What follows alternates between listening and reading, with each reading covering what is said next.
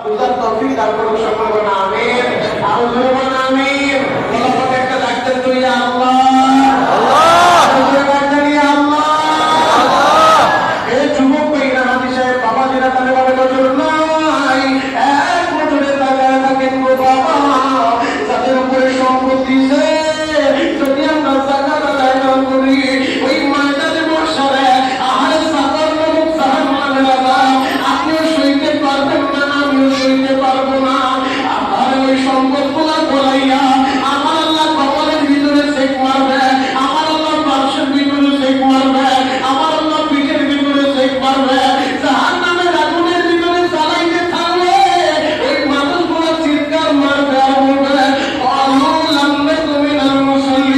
আমরা মুসল্লি ছিলাম না, আমরা নামাজি ছিলাম না, ওয়ালাম্মে কুনু তুরাইমুল মিসকিন, আমরা মিসকিনদের খাবার খাওয়াইতাম না, অলবিদের খাবার খাওয়াইতাম না, আমরা যাকাত প্রদান করতাম না।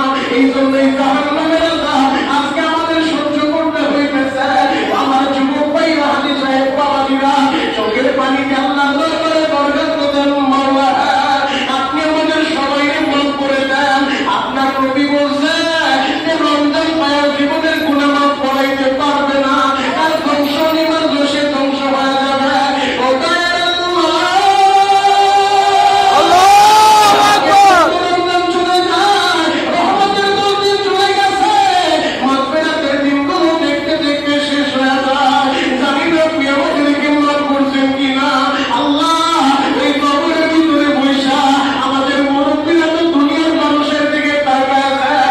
ও মাহাসিরা তোমার তো কবরে বৈশা বারবার চিৎকার মারার বলতে থাকে ও আব্দুল্লাহ আমাদের জন্য দোয়া কর, কারণ রমজান মাসে আমার নবী বলছে রমজানের চাঁদ যখন উদিত হয় জাহান্নামের দরজাগুলো বন্ধ হয়ে যায়, জান্নাতের দরজাগুলো ওপেন হয়ে যায়।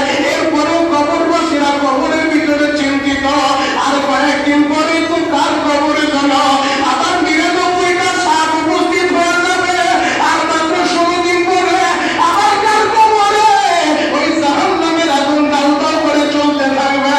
এজন্যই কবরে শুয়ে মা বাবা চিৎকার মারে, মুরব্বীরা চিৎকার করতে থাকে আমাদের জন্য কিছু পাঠাও, আমাদের জন্য দোয়া করো। ও আমার মা হারা বাইরা রে, ও আমার বাপ হারা বাইরা, ওই মা বাবার কথাটা স্মরণ কইরা, ওই দাদা দাদির কথাটা স্মরণ কইরা, ওই নানা নানির কথাটা স্মরণ কইরা, ওই মুরব্বীদের কথাটা স্মরণ কইরা রমজানের দ্বিতীয় জুমায় চোখের পানি দিয়া আমার মাওলার দরবারে দরখাস্ত দেন।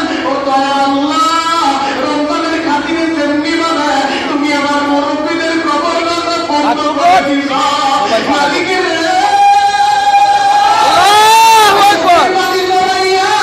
সবার আগে দরখাস্ত দিলাম আমার মার কবরে জাহান্নামের আগুন জ্বালায় না, আমার বাবার কবরে রমজানের মধ্যে আর ৯৯টা সাপ পাঠায় না।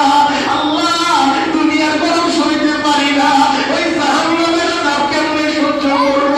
আল্লাহ তুমি আমাদের সবাইকে মাফ করে দাও। চিৎকার করে বলেন আমিন আমিন বলেন আমিন আমিন। আমাদের রমজান মাসে বেশি বেশি চোখের পানি ঝরানো দরকার আছে না নাই? আছে।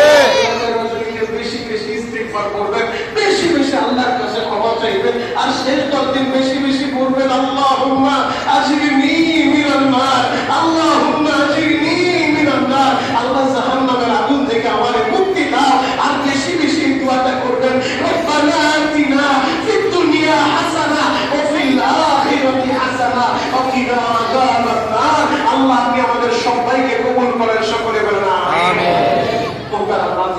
গত সময় আলহামদুলিল্লাহ আপনারা অনেকে আমাদের বার্ষিক সদস্যের ভিতরে নাম লিখিয়েছেন, আলহামদুলিল্লাহ। এরপরে জোয়ার পরে অনেকে নাম লেখাইছেন, আর যদি কেউ লেখাইতে চান এই সপ্তাহে যোগাযোগ করবেন ইনশাআল্লাহ।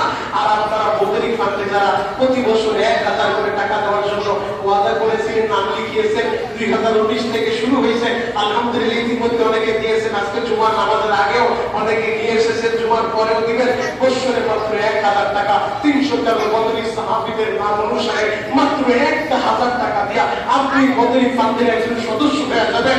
আমার আল্লাহ এই ১,০০০ এর বিনিময়ে, এই সদকার বিনিময়ে আল্লাহ যেন আসমানি জমিনে সমস্ত সমস্ত বালা মুসিবত থেকে আপনাকে কুদরতি হাত দ্বারা হিফাজত করে সকলে বলেন আমিন।